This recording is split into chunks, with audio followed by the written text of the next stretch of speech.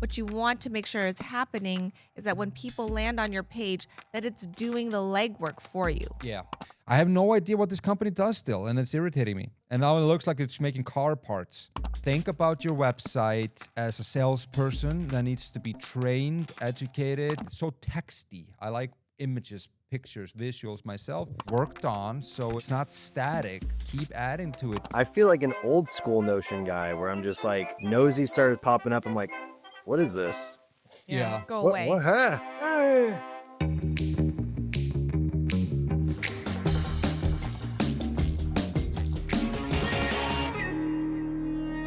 So many websites go through a big process where we do branding, you do all these different expensive things to get a very good version of the website live, and then nothing for 5 years. That's not the way to do it. Your website should be your number one sales rep. If you listen to this episode till the end, then we're going to give away all the tips on how to make your website shine so as many people find it, love it, and take action. Welcome back to All the Hats Podcast, the unofficial support group for small B2B marketing teams. I'm Alicia Lay. I'm Sir Omar Omerson, and all the way from sunny Orlando, we got Dino the man. I'm doing great. Thanks for asking. How's the weather over there? Well, I can tell you in Reykjavik City, it is a gloomy. How's it in Orlando? It's actually pretty sunny. It was pretty gloomy this morning, but I feel like it's only gloomy for about an hour or two, and then it brightens up pretty quick. So thank you for rubbing it in. That's enough out of you, Dino. But yes, today we are talking about websites. Yep. And we've got a few examples. It's the reason I started this company, Opta. I started the company that we love. And the reason is that we've been responsible for a bunch of websites, and in a B2B, the website is usually key for, And it's usually been the one that's been the most neglected. Very often very neglected, because the goal of the website is for people to find it, then, engage with the website, kind of figure out what the company does, if they like it or not, get excited about it, and then, trust it, so they take the next action, which is like click those damn buttons, contact us, demo request, free trial, download something. That's the ultimate goal of the website, is to start that sales process, or get people to kind of, reach out to you or buy your stuff. So that's typically what the website in B2B is for.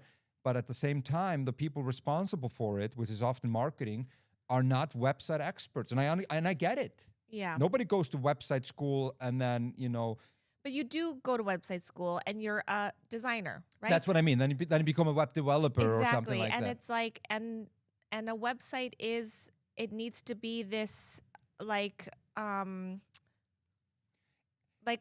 it's a confluence of, brand, product, messaging, positioning, and like design, UX, and all of that. Yes. Yeah. Mm-hmm. Weren't you impressed with that word that I used? That wasn't the word I was going for, but I'll take it. Isn't Is that like, what it means? Isn't it like things merging? Yeah. Dino, can you look that up for us? I'm trying to find it. What was the word again? I was having a hard time. I'm just using big words out here, Confluence. Yeah, confluence is what he used, but I was looking. I think I'm using it right, but I'd like it to be fact checked. Yeah, I got confluence is the junction of two rivers, especially rivers of approximately equal width. It is commonly used outside of the river world. You know what? It is that, and commonly same width. It's very true. It's equal importance. The messaging and the position, like the messaging, the words on the page, and the design. Would you say that I used the perfect word there? I would say that you use the perfect word of confluence. Yes. Sporadically. I hope not sporadically. That's kind of where we're coming from with this. It's like you got every B2B company has a website. It's incredibly important. I like to think of it in these three parts. How discoverable is it? How engaging is it? And how likely is it to get people to click your buttons and kind of take that next step? But I feel like at the same time, just either people just are afraid to change it, or like don't have the flexibility to change it because it has to go through an agency, or you need, or your CMS, the content management system behind it, isn't flexible enough. So the making changes is tough, and also most of the changes made on websites are based on opinion. Like, I think this should be there. And then like all like product or engineering or some CEO kicks up the door and it's like, this should be red. This should be, I want a picture of this. And it's actually, you should be kind of taking in that feedback, but also looking at the data behind it. Yeah. So that's the reason we started Optize, was helping people pull in a lot of this data so we could kind of deliver these insights to them, to just telling them what's going on the website and what they should do and how they should do it. So you're kind of slowly and kind of consistently optimizing your website for maximum results. I mean, it makes a lot of sense because back in the day when we were in charge of the website and we had to sign on to Google Analytics, we weren't really sure what it was telling us and we weren't really sure how to fix the problem. Yeah. And so with a solution like Optize, it's looking at the data for us and it's saying, I can see that this is what's happening. Yeah. This Because is Google Analytics and none of these tools tell you what's going on. They just give you a lot of metrics. Yes, and exactly. graphs and Yeah. And I tables. need someone to translate that for me. Yeah. Mhm. So we hired a bunch of agencies to help with that. That's expensive, time consuming, and just not, I think, the best approach for it. You can buy a bunch, a multiple of a plethora of tools to kind of try to get a snapshot here, another snapshot here. But I think, with big data in the world now and AI and just a very smart team, you can kind of crunch it all and surface what's most important to the user.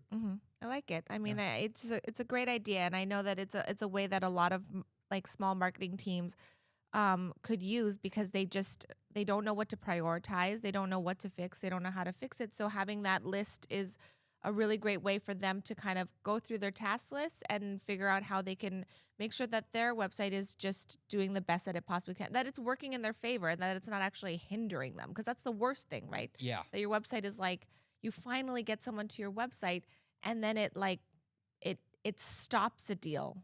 Yeah.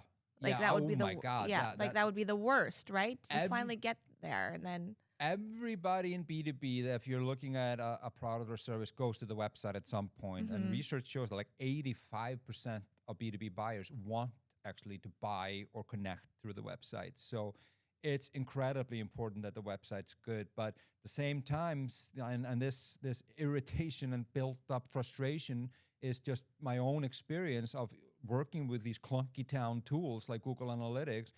I mean, there's got to be a better way, I thought. And, and now there is. And now there is. And also these people are busy, they didn't go to website school. They have 17 hats. So let's try to create a tool that makes it easy for them. Yep. I like it. So today we're going to look at some websites that you like. Yes. And what they are focusing on is what sometimes is called product-led growth, which is the dream state for any B2B SaaS company or any B2B company, is that people just find your website, go to your website, immediately love it, trust it, want it, and just buy from the website, or at least, ask for a call or something directly through the website. But I have a question about this, because not every SaaS out there can be PLG, You right? No, it doesn't fit for everybody, but a lot of companies can, like especially SaaS companies, but also physical product companies. One of our clients is a company that sells kind of a device that kind of checks if your neck is working or not, and they are doing PLG. So they've just optimized their buyer's journey in a way that people just find their website, understand what the value of the product is. They've got a bunch of testimonials and stuff on there to build that trust. And there's a bunch of buyers that just buy directly on the website without talking to sales. That's what we're trying to eliminate here is do you need a sales force or not? Okay. I will say this, though, because I think that just working at an agency, we work with a lot of companies who have a sales team and they cannot be strictly PLG. But I true. don't think that I don't think that we should, but I think that everything that we're talking about in this episode applies to non-product-led growth companies, because what you want to make sure is happening is that when people land on your page, that it's doing the legwork for you. Yeah. That by the time you get onto that sales call, they understand who you're for, Sure. what you're about, that they're engaged with and that they feel that they can be aligned with your brand. Hybrid PLG sales. Yeah, Yeah. hybrid PLG sales. And it's just you just want to make sure that they understand so that when it's sales calls happen, because like let's face it, a lot of SaaS solutions are trying to replace kind of these old clunky very big solutions out there. So that means those old clunky very big solutions are working for very old clunky established companies, and Yeah. those usually have a lot of like bureaucracy. So sales cycle is quite long. Yeah. So that's why it's also incredibly important to have a strong website, Yeah. so that it will help speed your sales process along. Exactly. And if you ask me who should own the website at a company, this is an argument I've heard of many times. If IT owns your website, that they must be the best marketing IT people I've ever met, because it should not live there. It should not live with the CEO. It should live in a revenue department, like a marketing or some kind of hybrid between sales and marketing or something like that. It's a revenue channel. Yeah. It's where revenue comes from. So it's not like back in the olden days when IT was like, is website on? Yes or no. It's like that's not enough anymore. It needs to be a very effective information and kind of selling, platform. So Yeah. a channel where people come in, they get you, they understand you, they get excited by you, and they really trust you, and they want to take the next step. And that's all comes down to just terrific messaging, positioning, copy, content, and good UX as well. But I think just having the right content is the key thing here. Content as in like the words on the page. Yeah, or like what pages do you have? Like it's not enough to just have a front page and a about us page. Like have a product page that explains the product, or like it differs between companies, but you need to have certain sub pages. And one of my favorite ones is like you have products, sometimes you have solutions, sometimes you have who is this for, sometimes you have, or you should always have a resource page, something where you kind of collectively are gathering thought leadership content that you want to kind of show to the world, blogs, articles. Industry pages. Then industry page, like what industry are you for? So these are the kind of most common pages you see on a B2B website. And use cases. Do we talk about that use one? cases, customer success stories. That's a big one. Okay, here's a question about use cases Yeah. and customer success stories, because it's probably one of the ones that are the most notoriously tough Skipped. Yeah. to get. Yeah. And that's just because, like, for some reason, customers don't want to talk about the solutions that they're using. I don't know. They don't want to put numbers down, and it's a really hard thing to get to. It is tough, but sometimes it's just the company's afraid to ask for it, I think. So I think, it was built, it was like one of the ways that we tried to go around this is that when you start a contract with them, you build a use case into your contract. Yeah. Yeah. That's one way to try to do this. Yeah. Second way is, see if they're not comfortable with that, ask if you can talk about their project without using their name, which is also fine. People just want to know your process. I feel like this is also somewhat of a legacy problem. I don't see this quite often today, that companies are like, hell no, you can't talk about our success of our company using your product on your website. I feel like it's like people kind of like, okay, it's like just, good for our brand as well. But once in a while it will happen. But I feel like that people are afraid to ask sometimes. And, most companies are willing to do it. And people are also willing to put their face on another company's website with a testimonial if you help them to, get through the process. Like we can write the testimonial, the quote for you, or like just make it easy for them. I feel like I haven't had the same experience, to be honest. You had it? No, I haven't.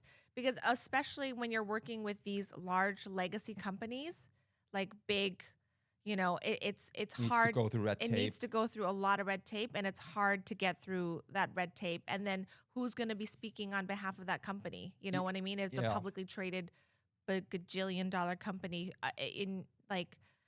Are you allowed? So I feel like the people who maybe are okay with it are maybe more startups or smaller companies. It's like less buy-in. But if it's anything too corporate, it's harder to do. And if your customer base is that, I feel your pain, but maybe just see if you can try to get it done without actually using the name. Yeah, you're right. I mean, we were working at a company that had banks for customers, major banks, and we got a bunch of these, success stories. It took a while, Yeah.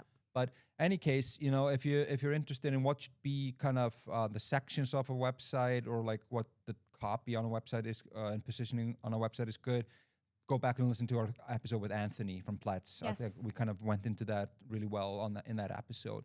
But I think for now, should we just take a look at a couple of websites that we think are crushing it? What do you think, Dino? I think we should. We're gonna do two of my favorite SaaS products ever. And I'm gonna go ahead and display this. Our first one on the list here is going to be Loom. So very popular. If you don't know what Loom is, where have you been? It's basically, I mean, let's let it speak for itself, I guess. What do you guys think? What do you guys think of Loom so far on this website? I mean, They're going with lavender. The color. They're background. using lavender Yeah. because their color is blue, I thought, or but it's like more lavender. So let's scroll down. What I love about it is, and this is also a personal taste, I love big fonts and I love few words, and that's really tough to achieve. But it has a strong headline. One video is worth 1,000 words. So they're trying to be clever, but it makes sense based on But what. that's because I think that they are in a luxury. People mostly know what Loom is. Like, you're coming onto this site, like they have brand affinity. But they follow it up very strongly with their subheadline: easily record and share AI-powered video messages with your teammates and customers to supercharge productivity. So But but I have a problem with that. What's an AI powered video? I was gonna say, do they need AI powered in there? It feels like they just slapped like some lipstick on a pig there. To like, I don't understand. Tell me what literally, like, what does that mean? AI powered. I like one video is worth 1,000 words. I think that makes a lot of sense. It's human, Yeah. but it's a luxury problem. People know what Loom is, so they know that you're using it for, recording meetings and stuff like that. But like, yeah, an AI powered video, it means nothing to me. I don't understand it. What I like about it is that then they have their call to action, or the buttons they want you to click is get Loom for free. Yeah. So it's like they add the word free there, but they have a Chrome extension, so it seems to be flexible. But it's this big ass video that I like. It's like half the screen is a big video. And it's a beautiful video. It seems to be a beautifully crafted video. So it's probably gonna be 2 minutes, 5 seconds, and it probably explains the product in detail. We'll probably understand what AI powered video means in there. Yeah. So I like the simplicity. Then it goes into millions of people across 400 companies choose Loom, bunch of really big logos, well-known logos, so trust immediately. It's big and small. I mean, they both have big ones and small ones there. So they haven't kind of told me I'm not for you if you're a small company. Try for free Loom AI. Now we're into the AI part. Share flawless videos without lifting a finger. Loom AI auto enhances your video. Okay, so it's like makes it look better, or like fixes like and ahs or something like that. Your guess is as good as mine. Yeah. Well, it's free, so you can try it free for today. So yeah, if you scroll down, what I really like about it is it's got a lot of faces on it. I'm a sucker for just having a human element to it. They haven't even shown the product. They don't even show the product. They do a little bit. I mean, those are just, okay, going back up real quick. They're focusing on people. They're that focusing use on the people, product. but kind of like they do a little bit, like scroll.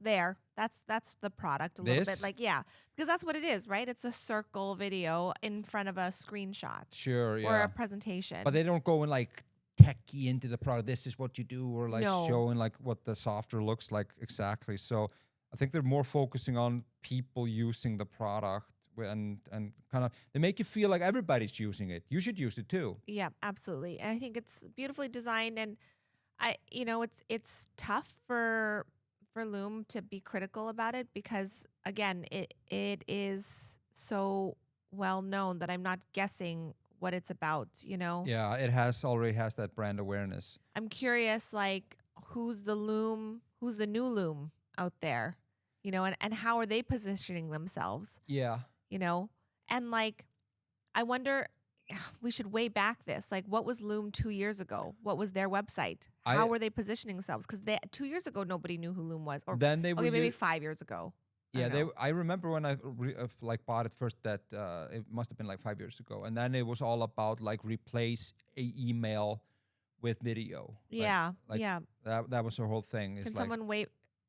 One of you guys way back when Loom from 5 years ago or 6 years ago? I'm curious to know how they are positioning themselves, because now they don't need that.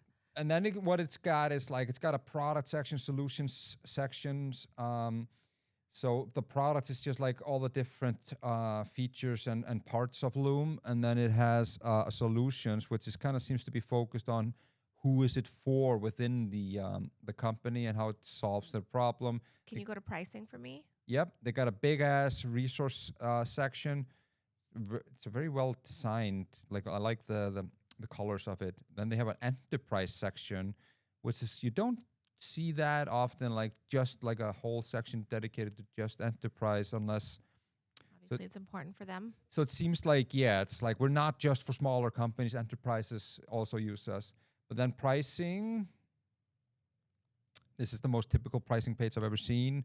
Just these different brackets that you can go into, and they have highlighted the most popular one as the most expensive one. So I think that's an old trick. Yeah, and I actually think that, like, if you're an agency, and I think that putting your pricing, I would even say like put your pricing. I would even say put your pricing on the front page. On the front page? Yeah, you would. I would, Oh. because it's like, don't make me dig for it. Don't make me try to understand what I'm going to get out of each value or this or that. Like make pricing as simple as possible.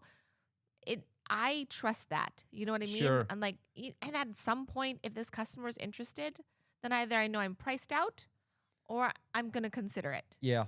I guess what I think most companies are thinking is the old sales, trick of never put out pricing until they understand the value first. So exactly. This is what our service is worth. Yeah. And if you don't think so, then don't buy it. And if you think so, then buy it. And what about people that kind of go in like, what the hell? This price is too high, and then leave immediately? Then let them leave immediately, because I don't want you as my customer if I have to sell to you that hard and if you don't think I'm worth that money. Let them eat cake? Then goodbye. Because then you're going to be a bad customer. Yeah. Then I have to like continually try to prove myself, and over deliver for you to be happy. In any case, I love this website, to tell you the truth. It's just the only thing I don't like about it, because it's big fonts, few words, colorful, bunch of trust signals, deep web tree. It just feels very trustworthy and kind of exciting, and it seems to explains kind of what it does as well pretty well. The only thing I don't like about it, and this is a personal taste, I really hate when kind of big companies buy smaller companies and force their name. I was noticing that. Atlassian, Loom, Atlassian, Trello. Who cares about Atlassian? Yeah. I'm rant over. But if Atlassian, if you're listening though, I mean, I'm still open to buyouts later on. So Atlassian Optize. Yeah. Atlassian Optize could be pretty sick. I'm not sharing the logo though. Maybe I will later. I remember I saw the website. Oh, what was it? It was some website where it would show you all of the search, like the high viewed search terms in your niche. Search the web or something like that. Yeah. Yeah. And I remember Neil Patel bought it, and it was search the web, and then you just pull it up, and it's just the header is literally just Neil Patel's face. Yeah. It's like, bro, what? Branding. Doesn't make any sense. I don't even know what his companies are called. I just know Neil Patel as SEO guy. That's what his personal brand is bigger than his companies, I think. That's fair. That's a good point. Let's move over to Linear. I like Linear. Okay, you like Linear? I like Linear. I think that it's the black and white that I don't like. I know you don't like dark mode. No. It doesn't bother me in any way. But okay, like pretend that it's white. I'm trying to remember what they do exactly. Linear is a purpose-built tool for planning and building products. I have no idea. Meet the system for modern software development, streamline issues, projects. I hate this copy. But I think it's not. Jargon, like Jargon Town. But I actually, yeah, Linear is a purposeful tool for planning and building products. Purpose-built tool? What the hell does that mean? I know. Are I they saving wouldn't the choose planet with that. this, planning and building products tool? But for planning and building products, I think it's some sort of app building. And then it looks like the Matrix. So it's a purpose-built tool that looks like the Matrix. I think it's a pretty complicated SaaS. I think it's a pretty complicated SaaS product. Powering the world's best product teams from next-gen startups to established enterprises. We're for everybody. Made for modern product teams. Linear is shaped by the practices and principles that distinguish world-class product teams from. I have no idea what this company does still, and it's irritating me. Don't they And build? now it looks like it's making car parts. I think they build. It's some sort of, Purpose-built for product development. yeah. It's Designed to move fast. Crafted to perfection. Okay. 1 second. Here's a question. We are not product designers, and we're True. not developers. So do you think that we don't understand this because we're not web developers? We're simple marketeers. We're simple marketeers. And this is beyond our knowledge. So do you think that we don't understand it? We don't like these screenshots because it means nothing to us. So how much do I need to understand what this does if I am not the ICP? Yeah, true. You got a good point. You got a good point. But I know this tool is super popular, and I know product people like it. But do we know if they like their website? I think they do because product people like dark mode. Product people like dark mode. I've seen that too. So this is another really great case in point that this website is designing to their ICP. True. I have to. I stand corrected. My personal opinion doesn't matter here. I want to see what y'all think of the thing at the very bottom of the webpage. Scroll to the very bottom and see what that line of copy is. Plan the present, build the future. Like, I feel like that is probably the most clear thing to a random Joe Schmo like me. And I don't know why it's all the way at the very bottom. I don't know. It feels like bullshitty to me. It's like we make the make the planet a better place, or we're making the world a better place somehow. Plan, present, the future. I see the spin on that, but it doesn't tell me anything. I mean, I feel a little bit like, they're a product builder, so they're saying build the future. I think it's their shot at a tagline. And it does, like you said, to your point, Dino, it puts it into context for us non-product developers. I think it is well laid out. I think it's very clear. I The think that structure's clear. screenshots look really good because screenshots look notoriously horrible. Yeah. So I think they've done a really good job with these screenshots, and that they've been designed. This isn't actually a screenshot. Yeah. Each of these. It's a nicely designed website, well structured website.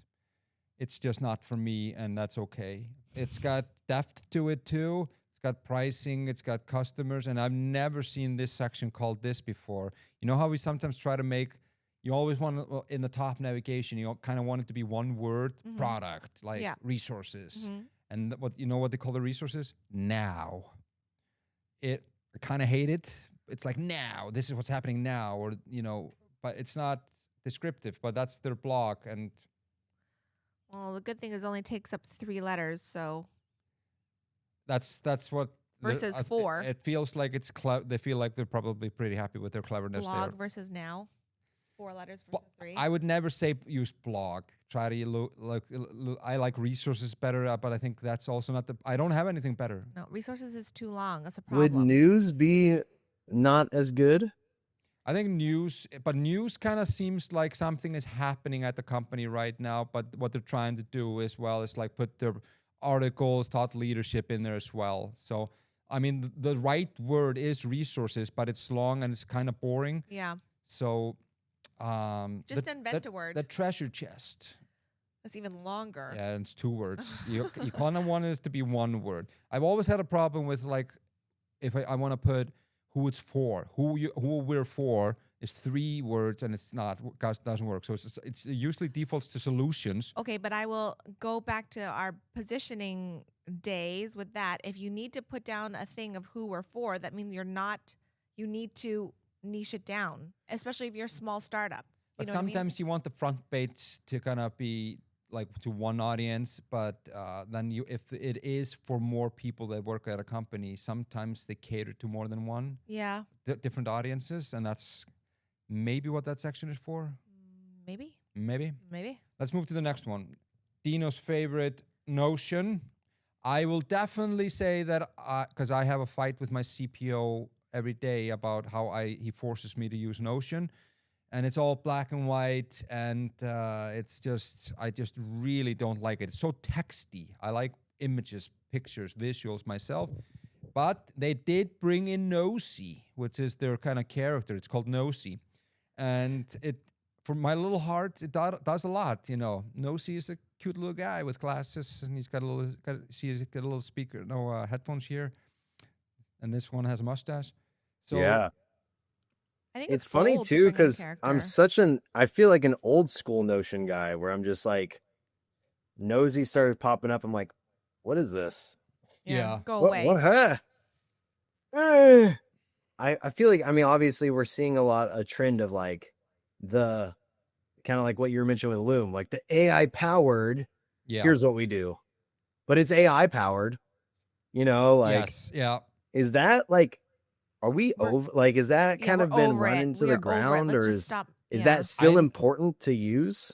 I don't know, to tell you the truth. It irritates me to see it there, but at the same time, I feel like they have something that is slightly more than if they didn't have AI. I think that it needs to be on your website, but not in your headline. Yeah. Or subheadline even. Okay. Like talk about it in how you do it, Yeah.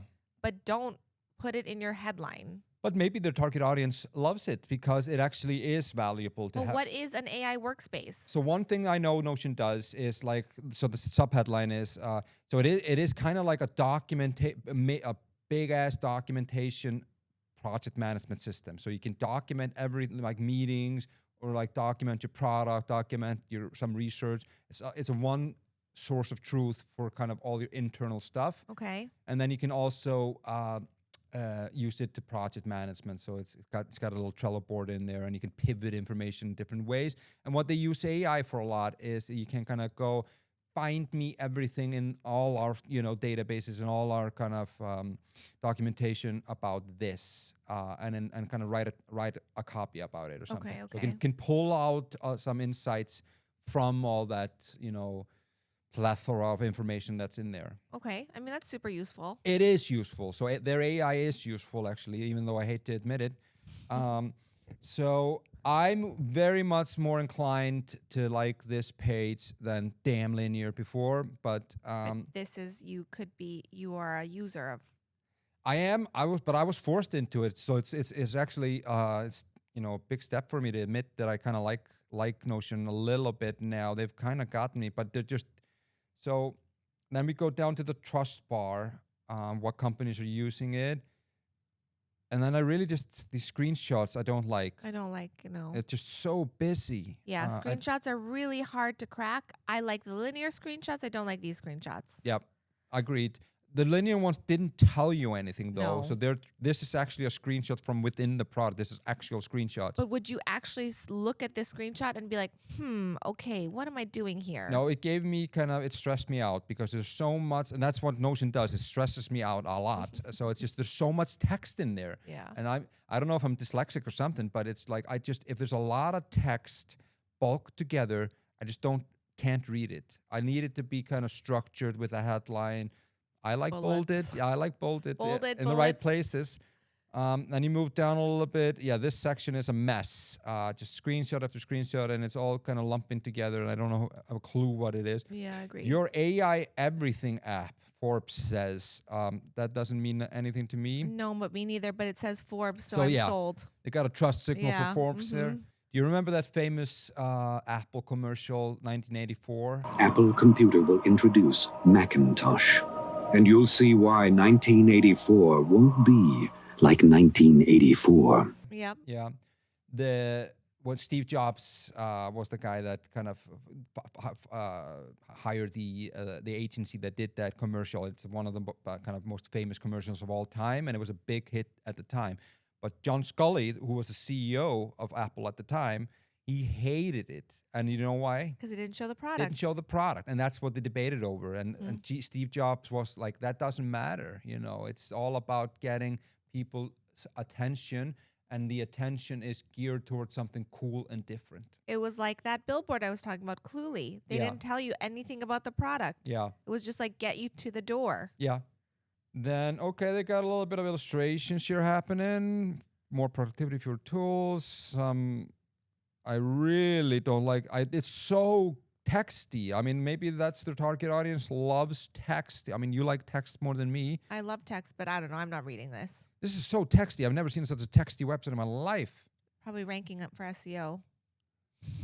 But still, you know, it's So the long and short is Notion. We like Nosy. They've got a solid, I mean, it's don't you know. can kind of understand what they're doing, but they got a depth to their site. They got a lot of different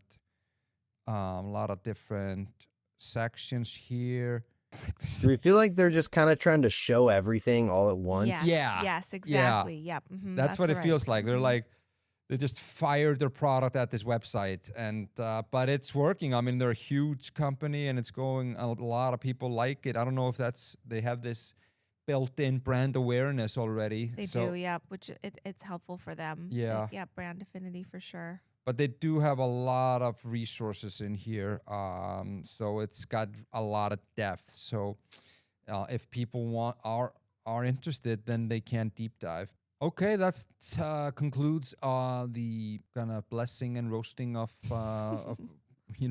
top websites out there.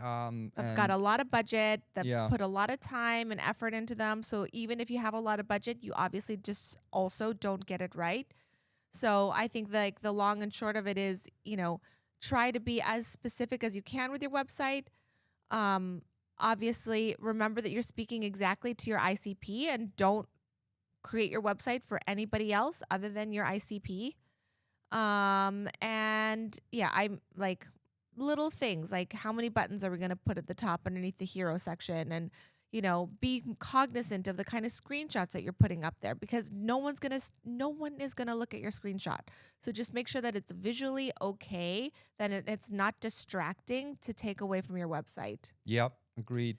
I'd say the key things for me has always been, do I get it? Do I get excited about it? Do I trust it? Mm-hmm. And then the next step is very important, which is if you want to really make a website that can kind of help you get to the next step, if it's pure product-led growth, you need to have a trial or test the product. You need to have a self-service part to it without talking to a human. Mm-hmm. So that doesn't work for every company. And then it needs to be something like demo request or contact us, so somebody can reach out, right? Yeah, demo request. Like I said, I liked having two options: one where I need to speak to a human, and one where I can just understand a little bit more about what you do. Yeah, so show the value before you have to pay or like talk to somebody. It's good to have that option at least. Yeah, and whether you're product-led growth or not, and you're a sales, it's your website is doing the legwork for you. Yeah, turn your website into a learning hub. I love this. It's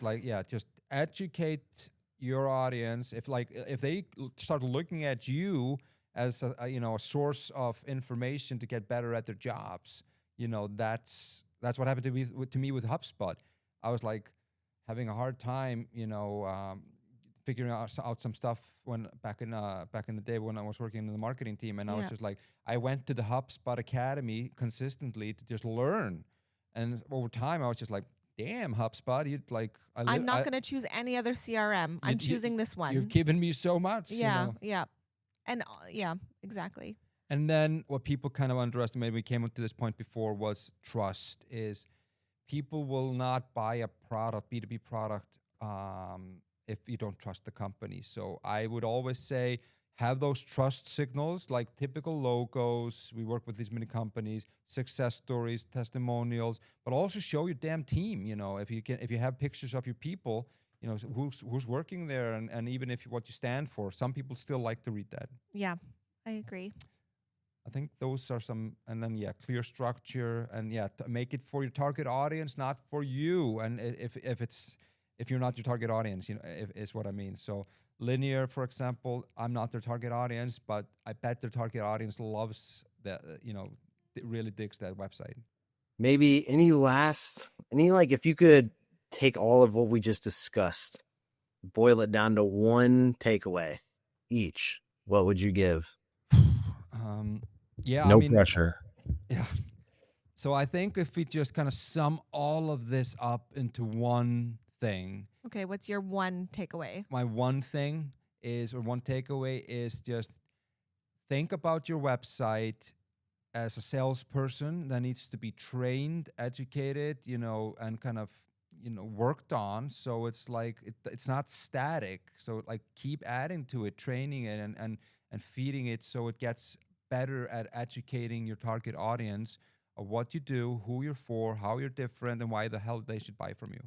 I agree. I think that my one takeaway for a website is while your brand look and feel is important, the most important thing on your website is the words on the page. Yeah. So, building off of what you said, make sure that your website is telling a story, like who you're for, what you do differently, because obviously you haven't invented something new. Like there's no such thing.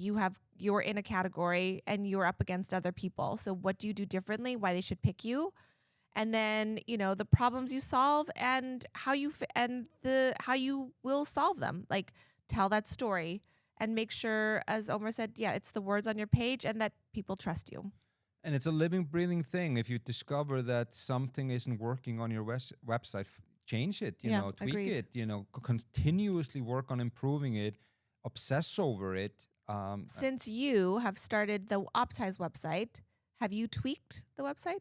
I feel like I'm still learning. So, but I've thought about it a lot. I have actually added little things here and there, but I have really been reluctant to change the copy before I have more input or feedback, because actually it's working really well. Yeah, it's it working is really good well. copy. Yeah, Nothing exactly. is wrong with it. I've never seen anybody go like, I don't get what you do, or like, this is terrible. So there is nothing that is like really upsetting to me now, but I've added a lot to it. And building it out and adding more in order to help with trust and everything. Yeah. That's what I work on every day, is trying to add to the website and make sure that get people can find it. And if they do find it, that they understand it, love it, and then, take that next action. Awesome. Which is a free trial for us. That's kind of what I think is our offer at the moment. Just go test it. Test the product. Go to Optus.com, test it. You heard it here. So that wraps up this episode of All the Hats. We have been covering, why the website is so important. Anybody out there that is listening and enjoying this, please subscribe on YouTube, Spotify, Apple, all these channels we're on. And if you do like it a lot, we would really love if you could give us 5 stars. That helps us a lot. And Alicia, anything you want to say before we close this off? Have a good one. Have a good one. You took the words right out of my mouth. It's Meatloaf, right? You took the words right out of my mouth. I think it's Meatloaf. Really? She took the words right out of your mouth. It's going in. It's going in the podcast. Editor, make sure that goes in the podcast.